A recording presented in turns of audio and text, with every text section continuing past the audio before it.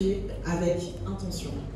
Et pourquoi on parle de ce sujet, c'est que dans un monde qui exige souvent que les femmes prouvent sans cesse leurs valeurs et explorent et découvrent, prend soin de soi et des autres dans un contexte où on développe ses compétences, Donc aujourd'hui, on va réfléchir à non seulement au leadership, mais aussi à comment on peut le faire en préservant son bien-être, dans la joie, dans le développement personnel.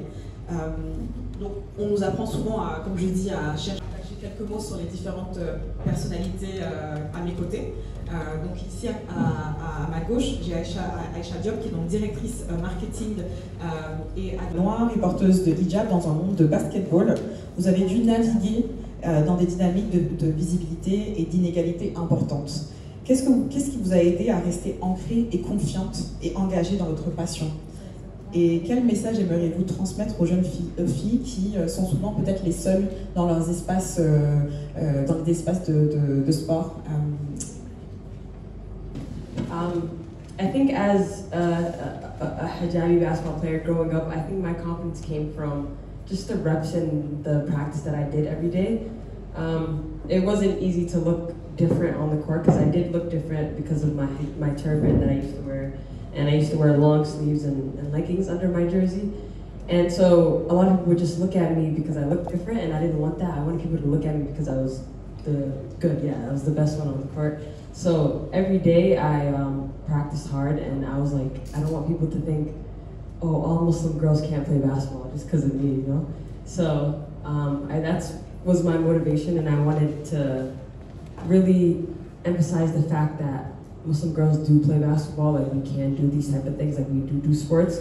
So that was my why. So that was why I practiced every day. That's why I wanted to play in college. I wanted to show the internet and social media that Muslim girls can do whatever we want.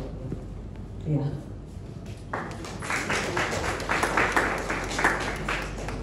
Au cas où vous venez basketball avec son hijab et ses manches longues, et qu'elle ne souhaitait pas que les gens la voient et la minimisent ou la sous-estiment parce qu'elle était musulmane et qu'elle pratiquait sa religion en plus de jouer du basketball. Donc elle voulait montrer sur toutes les plateformes et les réseaux sociaux, l'internet, que même une femme musulmane qui respectait ses croyances pouvait jouer au basketball. Voilà. Ça m'emmène à justement la prochaine question que j'ai pour toi, Moulaye. Donc, je suis l'une des rares femmes à occuper un poste de direction dans le football au Sénégal. Comment est-ce que tu as développé ton style de leadership dans un espace où souvent les femmes sont sous-représentées? Et qu'est-ce que ça signifie pour toi d'incarner ton leadership dans des salles où tu dois souvent être la seule jeune femme? D'abord, bonjour à tous.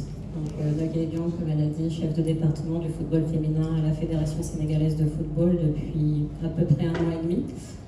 Donc, effectivement, déjà parler de la sous-représentation des femmes à des postes de gouvernance dans le football, dans le sport en général. Et dans mon domaine, il faut dire qu'il n'y a qu'une seule femme qui siège au comité exécutif qui est composé de 36 personnes. Et au niveau des postes de direction au sein de la fédération, on est seulement 2 femmes, donc notre directrice marketing, Anissel, et moi. Donc, il y a on va dire, deux facteurs qui vont compliquer la tâche au-delà d'être des femmes. On est aussi jeunes, dans des milieux d'hommes et parfois un peu vieillissants, il faut le dire aussi. Et du coup, j'essaie pas de m'imposer. Je pense pas que ce soit la bonne méthode, parce que moi, mon objectif, c'est pas de faire peur, hein, que les gens fassent les choses parce qu'ils ont peur des résultats. Au contraire, moi, dans ma façon de diriger, entre guillemets, ce que j'attends des gens, c'est qu'ils aient plutôt peur de me décevoir. Et ça, c'est en donnant la confiance tout de suite que je fais. Je donne tout de suite confiance aux gens. Je suis plutôt dans un type de leadership collaboratif et participatif, parce que j'apprends aussi beaucoup des autres. Donc j'aime beaucoup écouter les différentes opinions, les différentes idées. Je sais que voilà, je n'ai pas la science infuse, je ne maîtrise pas tout. Par rapport à mon parcours, moi je suis au Sénégal depuis 1 an et demi. Donc dès le départ, lorsqu'on m'a posé la question, on m'a demandé comment tu vas faire pour développer le football féminin ici, il y a énormément de défis. J'ai dit tout de suite, moi j'ai pas de baguette magique. Déjà, je vais devoir faire un état des lieux, m'adapter à l'environnement global. Et ensuite, de là, je pourrais mettre peut-être des préconisations qui nous permettront de nous développer sur 5 ans, 10 ans, parce que je l'avais aussi dit, on a beaucoup de défis, il faut tirer le frein à main, on ne va pas y arriver tout de suite, ça va prendre du temps, avec toutes les réalités qui sont les nôtres. Donc voilà, mais c'est vrai que ce sont des challenges quotidiens auxquels nous sommes confrontés. Dans le milieu du sport, dans le football, c'est un milieu très macho, il faut le dire, désolé messieurs, mais c'est le milieu qui est comme ça. Et c'est pas toujours évident, mais j'ai, je veux dire, la chance, entre guillemets, d'être naturellement quelqu'un de très introverti, donc j'arrive à intérioriser les émotions. Parce que je pense que ce qu'il ne faut pas faire, c'est trop s'exposer, trop exposer aussi ses faiblesses. Et c'est pas facile au quotidien, mais voilà, ça se fait aussi grâce à un cercle familial et amical qui prennent aussi soin de nous et qui nous écoutent, qui sont patients aussi face à nos difficultés. Donc voilà. Merci beaucoup. Tu as développé un système de valeurs qui te guide, donc la confiance, la collaboration, l'écoute, et donc c'est comme ça que ton leadership peut s'exprimer dans une forme de silence, mais de manière aussi intuitive. Donc j'aime beaucoup ce partage, merci. Ça me mène à ma prochaine question justement pour Aïcha. Donc toi, en tant que responsable pour la BAL, tu joues un rôle très clé, non seulement dans la stratégie et la visibilité de la ligne BAL, mais aussi dans la manière dont vous racontez l'histoire derrière et vous inspirez les communautés. Donc à partir de ton expérience, quel lien est-ce que tu vois entre le fait de prendre soin de soi, le fait de prendre soin de la collectivité, le leadership, quels sont les liens que tu vois en tant que, dans la manière, même dans le branding, dans comment vous racontez les histoires, comment est-ce que tu penses à cette question dans le marketing? Parce qu'on voit quand même qu'il y a un marketing qui est très soigné, qu'il y a un marketing qui est très visible, très fort. Donc comment est-ce que tu penses à ce lien entre prendre soin de soi, prendre soin des autres, prendre soin de la communauté dans les histoires que vous racontez dans la BAL? Soin de tout le monde. Aujourd'hui, on ne peut rien faire tout seul. Pour pouvoir être bien, on a besoin d'avoir un environnement où on peut s'exprimer, un environnement où on peut donner le meilleur de nous et avoir un respect des autres.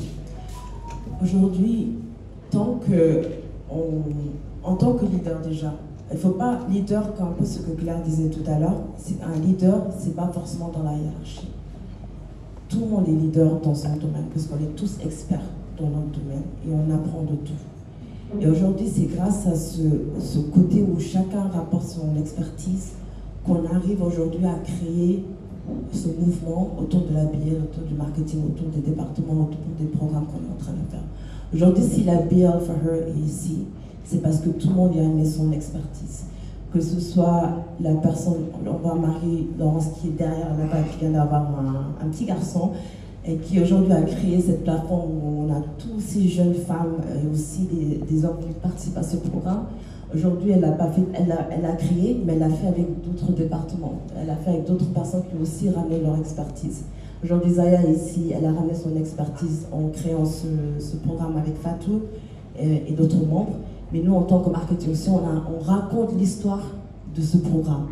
Et en fait, on veut refléter ceci en fait, pour la société, pour la communauté, pour leur montrer que ce qu'on fait, c'est un impact. Mais pour avoir cet impact, il faut que chaque personne sente que c'est un leader. Il faut que chaque personne aussi sente que son travail apporte une valeur ajoutée. Et c'est en l'importance de l'expertise de chaque personne qu'aujourd'hui qu'on peut créer un impact réel. Et aujourd'hui, quand on regarde la BAL, on regarde le basketball en général. Le basketball, on dit toujours que la BAL est beyond basketball. On va au-delà du jeu, d'être sur le terrain. En fait, nous, ce qu'on veut faire, c'est montrer justement cette histoire de chaque personne qui est à la BAL, que ce soit le joueur, que ce soit sur le terrain, que ce soit dans les performances, que ce soit les gens qui travaillent là-bas. C'est en fait raconter cette histoire et pouvoir le montrer à d'autres personnes qui ne sont pas à l'aréna ou qui ne sont pas sur le programme, à travers nos réseaux sociaux, un peu ce que Jama disait tout à l'heure, ou à travers les programmes qu'on est en train de faire, ou à travers la télé, et que ça se projette. Et donc, pour moi, en tant que... Et je ne me considère pas leader, je me considère en tant que personne qui peut rajouter de la valeur, parce que comme je disais, on est tous pareils.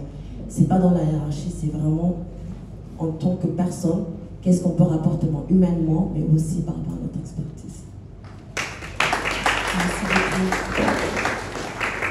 J'aime beaucoup cette idée de raconter en allant au-delà du jeu et valoriser les personnes qui prennent leur temps pour travailler, mais aussi démontrer l'impact de leur travail. Donc, comment on raconte l'histoire de ces personnes qui mettent de leur temps, de leur énergie, de leur dévotion dans ce travail. C'est une manière aussi de prendre soin des autres, mais aussi de montrer comment est-ce que cette plateforme est là pour également, c'est ça, se soucier et valoriser les uns et les autres. Donc, merci. Des inégalités de genre et à travers ton engagement en tant que mentor auprès de nombreuses jeunes filles, qu'est-ce que tu vois comme tendance? Quels outils et habitudes est-ce que tu recommandes pour mieux cultiver la pression et les attentes qui accompagnent parfois le rôle de leadership dans des environnements qui peuvent être parfois plus difficiles à naviguer pour les jeunes filles et les femmes? Merci beaucoup. Bonjour à tous et à toutes. J'espère que vous êtes bien réveillés, parce que je vous sens bien calme. Alors, merci pour cette question, et je suis très contente d'être là. Les challenges commencent dès que les femmes ou que les filles sont petites, jeunes. L'éducation que nous avons, les éducations respectives que nous avons en Afrique, nous façonnent d'une certaine façon. Et je dis toujours, et je l'ai vécu, et je pense que toutes nous l'avons vécu, et nous continuons à le vivre. Lorsque nous sommes des petites filles, on nous prépare à être des petites filles modèles. Une petite fille n'a pas le droit à l'imperfection, elle n'a pas le droit à l'erreur. Je me rappelle très bien, quand je grandissais un petit peu, ma mère qui me disait « Une femme ne doit pas se lever tard. Tu sors, tu rentres à 4 h du matin, tu fais ce que tu veux, mais tu vas te lever tôt parce que... une femme se réveille tôt, excusez pour le Wolof. Parce que ça, c'était pas en français, c'est pas la même.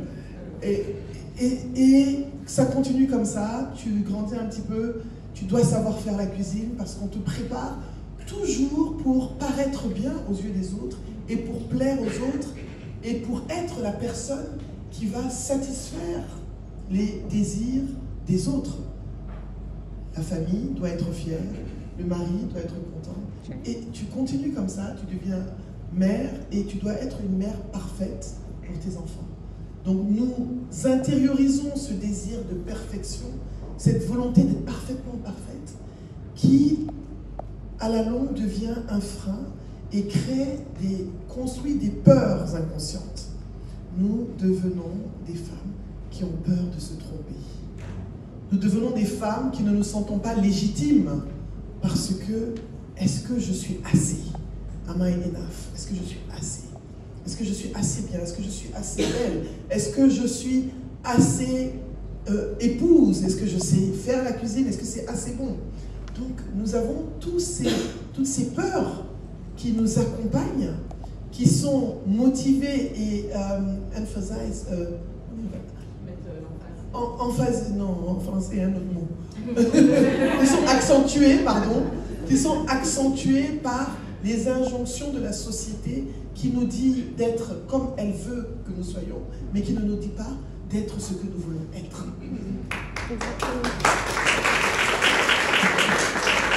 C'est une réalité, donc c'est déjà deux choses. Et la troisième chose, nous vivons dans le regard des autres. En permanence, on dit à une jeune fille, si j'appelle quelqu'un tout de suite, je vous dis de venir, je ne vais pas parler. Je ne vais pas parler. Parce que vous allez dire non, et si je me trompe? Et si ce que je dis n'est pas assez bien? Et si on se moque de moi?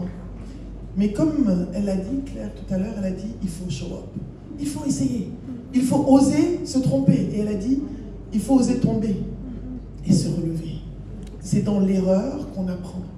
C'est dans l'acceptation de sa parfaite imperfection qu'on grandit et qu'on se développe. Et l'outil principal que je vous recommande, le premier, c'est apprenez à vous connaître. Posez-vous la question, mais qui suis-je finalement? Qu'est-ce que j'aime? Qu'est-ce que je n'aime pas? Quelles sont mes aspirations? Qu'est-ce que j'ai envie de devenir? Quelle est ma vision? Quelles sont les valeurs auxquelles j'aspire dans ma vie? Et est-ce que ce que je fais est en alignement avec ces valeurs? Parce qu'on ne se sent pas à l'aise, parce qu'il y a un désalignement entre ce que nous sommes et ce que nous avons découvert de nous et ce que la société ou l'entreprise ou whatever veut que nous soyons. Donc il est essentiel de se connaître, d'avoir de l'autocompassion pour soi. Vous n'êtes pas parfaite et vous avez le droit de vous tromper. Vous avez le droit de faire des erreurs. Vous avez le droit de prendre le micro et de ne pas pouvoir parler. Vous avez le droit de prendre le micro et de dire des choses bizarres. C'est pas grave. La première fois, ça va être dur. La deuxième fois, ce sera moins dur. La troisième fois, encore moins dur. Et un jour, vous y arriverez. Et il faut show up. Il faut se lever, il faut le faire. Et la troisième chose, il faut apprendre à avoir un cercle de femmes bienveillantes. Il faut que nous, en tant que femmes, nous cultivions la bienveillance les unes avec les autres. Il faut que nous dépassions les comparaisons. Si Dieu avait voulu que nous soyons tous pareils, pour ceux qui croient en Dieu, au Bouddha, whatever, nous serions pareils. Mais chacun de nous, chacune de nous, a une unicité, a sa particularité. Et c'est ça qui fait notre essence, en fait. Donc, nous devons assumer qui nous sommes et nous devons cultiver cette bienveillance autour de nous en acceptant et en étant authentique, parce que je trouve qu'il n'y a pas de vraie conversation entre femmes. Et quand je parle de vraie conversation, je vais dire des choses. La première fois qu'on a ses règles, on est perdu. La première fois qu'on tombe enceinte, on est perdu. On a beau avoir 4000 diplômes, 4000 doctorats, on ne se connaît pas notre corps, on est perdu. Quand on a des ruptures amoureuses, ça a un impact sur nos vies. Let's have the real conversations. Ayons les vraies conversations. De façon constructive. Pas aller pleurer tous les jours. Les hommes, là, c'est des donneurs de gourmands. Il faut les laisser la maison. Mais apprendre à se reconstruire, à partager, à oser dire « je souffre » et arrêter de faire semblant d'aller bien. Et ça, c'est lié à la société, du masla, du sutura. Il faut arrêter et soyons vrais. Voilà ce que j'ai à dire. Wow.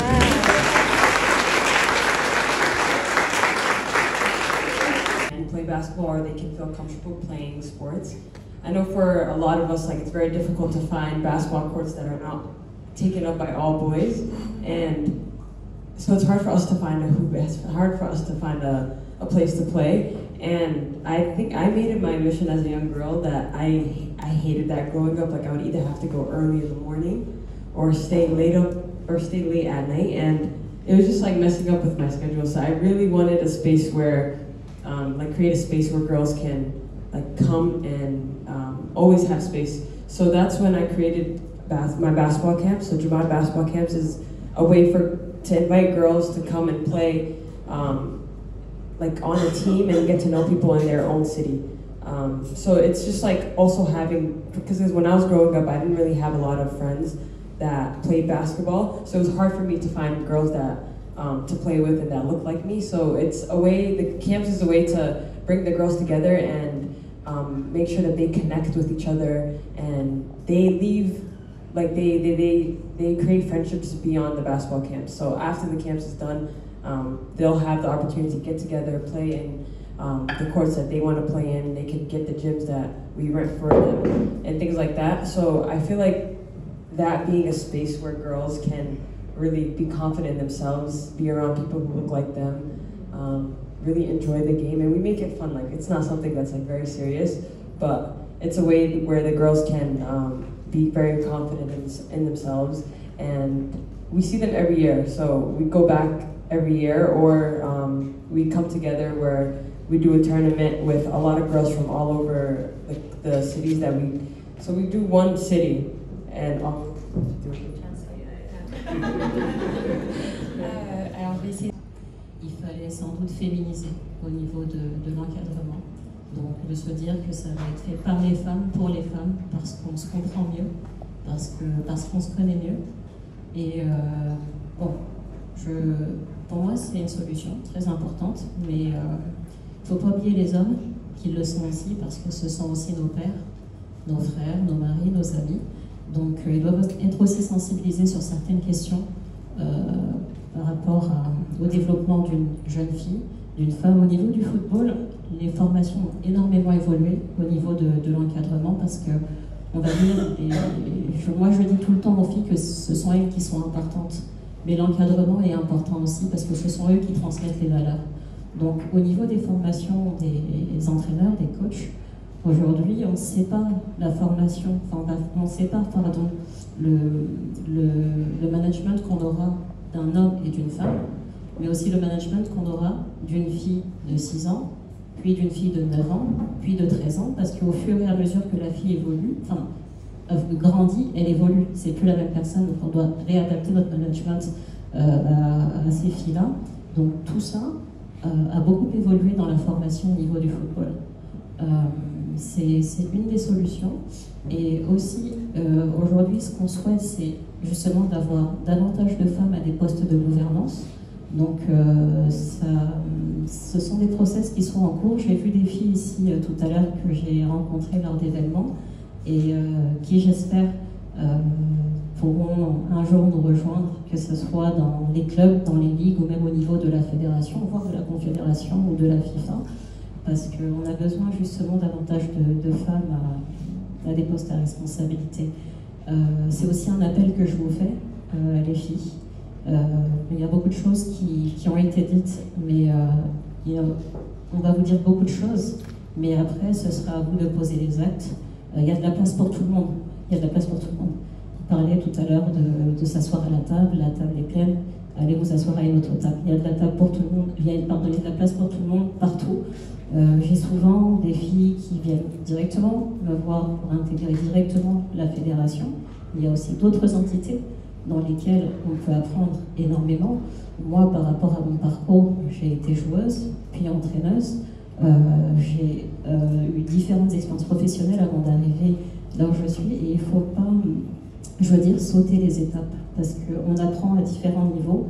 Donc il ne faut pas sauter les étapes. Et nous, au fur et à mesure aussi qu'on évolue dans nos milieux, de par les expériences qu'on a, que ce soit les réussites et les échecs, on essaie d'adapter tout ça sur ce qu'on va transmettre après en termes de valeurs.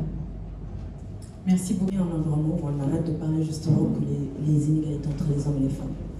C'est de créer un environnement où en fait les femmes sont là, elles n'ont pas besoin de toujours se prouver ce que Labo disait tout à l'heure, on n'a pas besoin de toujours prouver qu'on est meilleur, qu'on peut le faire, qu'on peut faire un travail, qu'on est meilleur que les hommes. Et on n'a pas toujours à se battre avec les hommes ou si parler comme si les hommes, en fait, les pauvres aussi, c'est de leur faute. Je pense qu'il faut créer un environnement où, et c'est l'avantage, on a la chance d'avoir ça à la NBA, à la BL, où la majorité des gens qui travaillent à la BL ou à la NBA, que ce soit dans le leadership, il y a 40 à 50% de femmes. Donc c'est créer cet environnement où il n'y a plus d'inégalité entre les hommes et les femmes et créer aussi des programmes où on peut apprendre, comme BL for Her, c'est des programmes où justement on a des femmes de leaders qui sont toutes là, qui permettent de parler de leur parcours et de donner en fait des recommandations, montrer aux autres qu'est-ce qui peut se faire dans le marché aujourd'hui, les avantages qu'on a. Comme elle disait aussi, le fait de se dire qu'il y a des travails qui sont que pour les hommes, c'est pas, elle était entraîneuse, elle était joueuse, c'est pas que pour les hommes, c'est aussi pour les femmes. Aujourd'hui, c'est aller au-delà de se dire qu'on a des limites en tant que femme, c'est juste se dire qu'on peut faire plus et que tout le monde a les capacités. Dieu nous a créés de la même manière. Après, oui, il y a des forces et des faiblesses, mais aujourd'hui, on peut tous excéder et on peut tous accéder à des postes plus hauts, en ne pas des étapes comme il disait. Et tout le monde est intelligent, tout le monde sait faire les choses, tout le monde a ses domaines d'expertise et tout le monde peut apporter une valeur ajoutée. Donc pour nous, à la BL et à la NBA, c'est les programmes qu'on crée, comme BL for Her, mais aussi les programmes de basket pour les jeunes femmes aussi. Un peu ce que Jamal aujourd'hui elle fait, qui nous accompagne depuis 3 ans aussi à la BL. Et en fait, c'est de créer ces environnements où les femmes peuvent venir voir les différents métiers qui peuvent se faire sur le domaine du sport ou dans l'entertainment. Et aussi leur permettre de juste s'exprimer. Merci beaucoup. Je suis dans l'accompagnement, dans la formation, donc très clairement, on crée des espaces avec des fonds en corporate, des entreprises nous demandent de créer des programmes spécifiques qui vont permettre aux femmes de s'affirmer. Parce que très souvent en entreprise, on note que les femmes ont les compétences, elles ont l'expérience, elles ont la connaissance, mais elles n'osent pas postuler à certaines positions. Elles se mettent des limites. Et ça, je le vis au quotidien.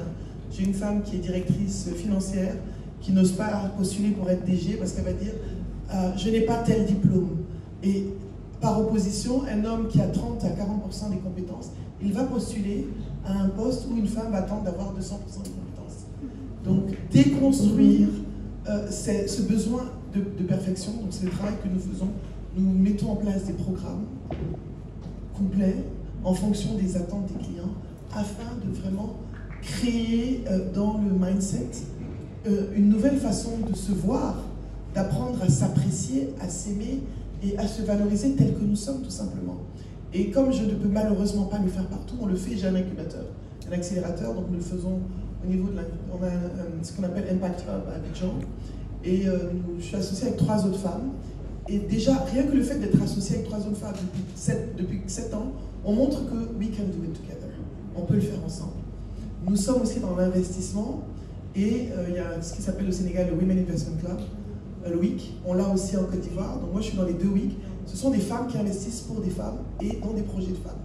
Donc on essaie d'être sur toute la chaîne de valeur, de l'accompagnement pour les femmes qui veulent corporate, les femmes entrepreneurs, mais aussi le financement des femmes.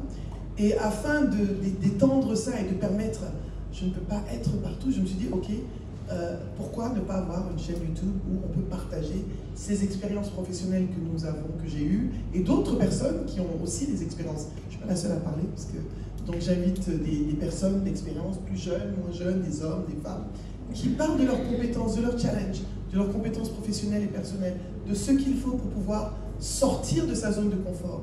Et on a une playlist qui s'appelle Women Leadership Mindset, qui ne parle que des challenges des femmes et d'autres jeunes femmes qui viennent, qui parlent, qui racontent leur parcours, qui disent comment déconstruire certaines choses. Et ça permet de toucher beaucoup de monde dans beaucoup de pays et ça permet de partager. C'est vraiment de la transmission. Donc dans nos programmes, on a du mentorat et je crois beaucoup parce qu'on dit la représentation compte. Je dis souvent à mes clientes, quand vous restez dans votre coin, vous êtes une femme, vous faites des choses extraordinaires, mais on vous a dit que quand on est une femme, on doit pas être là, on doit se cacher. On doit baisser la tête, on doit marcher doucement. Et même si je suis directrice, comme j'ai le syndrome de l'imposteur, je ne veux pas qu'on le sache. Mais comment toi, qui est aujourd'hui en position de leadership, qui a une posture de leader, si tu ne le montres pas, comment veux-tu inspirer d'autres jeunes femmes? Ne nous étonnons pas s'il y a de mauvais modèles, puisque les bons modèles se cachent. Et c'est ça le travail que je fais, c'est accompagner des femmes leaders au quotidien. Va dans ton ancienne école, va parler, va dans ton quartier, va partout où tu peux dire voilà, si je l'ai fait, toi aussi tu peux. Je ne suis pas la seule et l'important, c'est pas comme avant, I'm the only woman at the top. Non, je ne veux pas être seule. Nous voulons être beaucoup, transmettre collectivement et transformer collectivement. Voilà. Académique, professionnelle, j'ai eu différentes expériences, un master, etc. Et donc pour moi, le poste que j'occupe maintenant, c'était une suite logique par rapport à l'ensemble de mes expériences.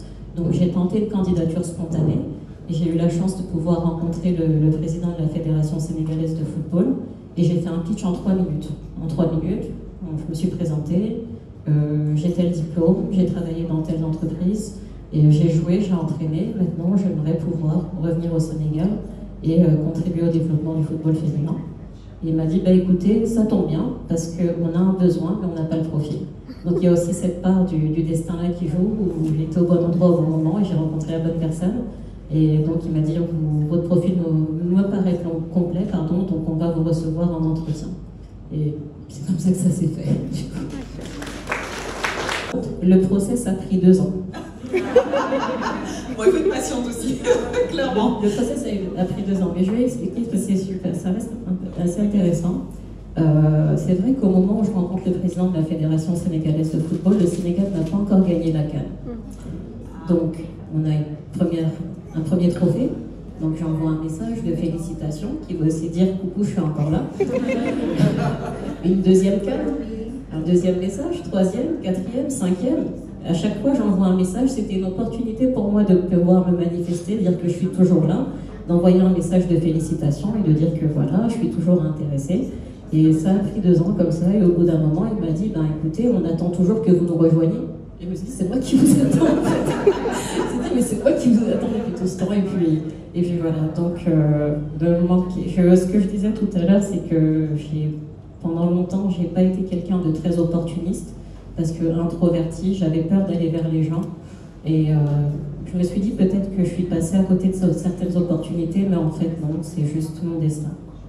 Je retiens l'importance de se valoriser, l'importance d'oser et aussi l'importance d'être acharné pour la poursuite de ses rêves.